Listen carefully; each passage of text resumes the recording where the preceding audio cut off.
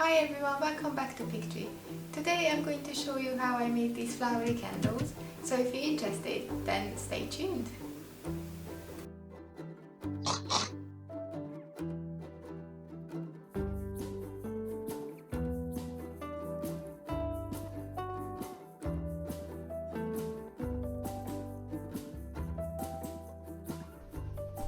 I started by measuring out the wax.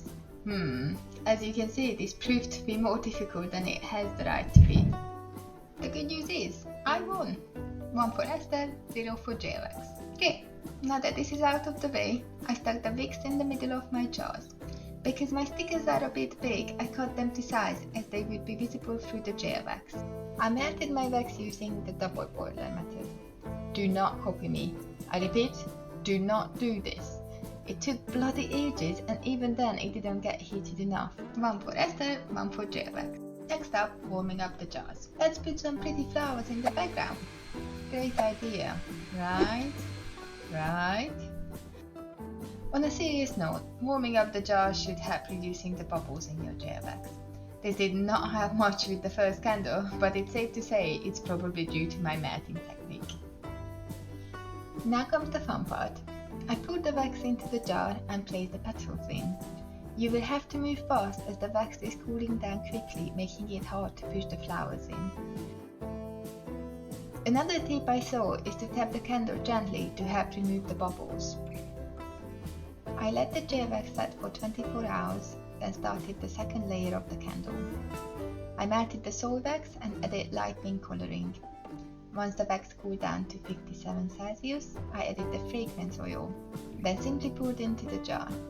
I forgot to mention, but I have added fragrance oil to the J-Wax too.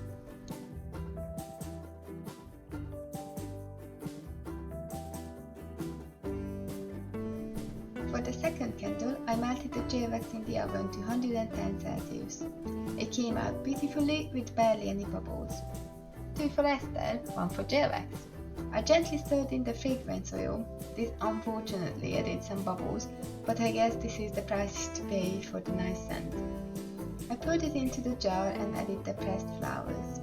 It was much easier this time, but the wax still started to harden towards the end.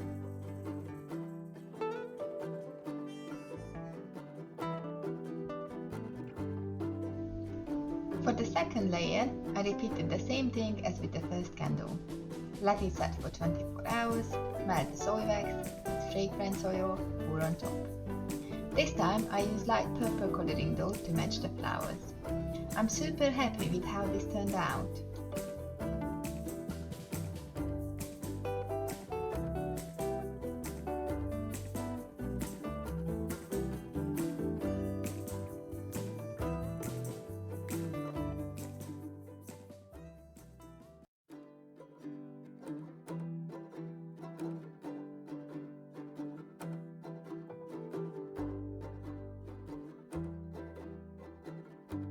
I started these candles by making the tulips first. For this, I weighed out the white beeswax and melted it in the microwave, then added yellow coloring and fragrance oil.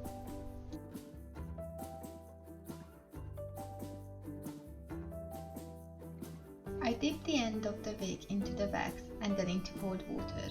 I repeated this until I was happy with the thickness. At this point, I realized my plan might have some slight miscalculation, so I had to remove the top bit of the wax to have some wick left to light later. To make the stamen and anthers, I know, fancy words, just learned them for this video. I used a piece of wire and dipped that into the wax and water, then carefully poured the wax off it. I made 6 of these. Once the wax has cooled down enough, I made 3 little balls and shaped each into a triangle, then attached these to the top of the wick.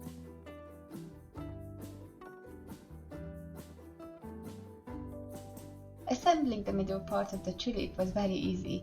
Turns out shaping beeswax is like playing with Play-Doh. To make the petals, I melted the leftover yellow beeswax and also made a pink and orange pot. I spooned the wax onto a sheet of baking paper. I mixed a small amount of the other colors in to have an ombre effect. In a few minutes they cooled down and I was able to carefully pull them off the baking paper. I cut out the petals by tracing the paper petal I made before. I made a ball of the offcuts and used them later. I warmed up the petals in the microwave for about 30 seconds, just enough so I could shape them. Once all the petals were ready, I warmed up the yellow wax and added a small amount to the stem. Then one by one added the first layer of petals. Once I was happy with this, I added a bit more of the wax to the stem before I placed the next 3 petals on. That's it! The tulip part is done. I melted all the leftover waxes and added a bit more to fill up the jar. I cut off the extra bit and mixed together the colours to get similar colour as the petals. I definitely waited until the wax cooled down a bit before attempting to place in the tulip. No, I didn't. But I saved you from the disaster of burning fingers while fishing out melted off petals, and just skip to the nice bit. Once the wax solidified, I melted a bit more and poured on top to have a smooth surface. And voila! The 3D tulip candle is now done.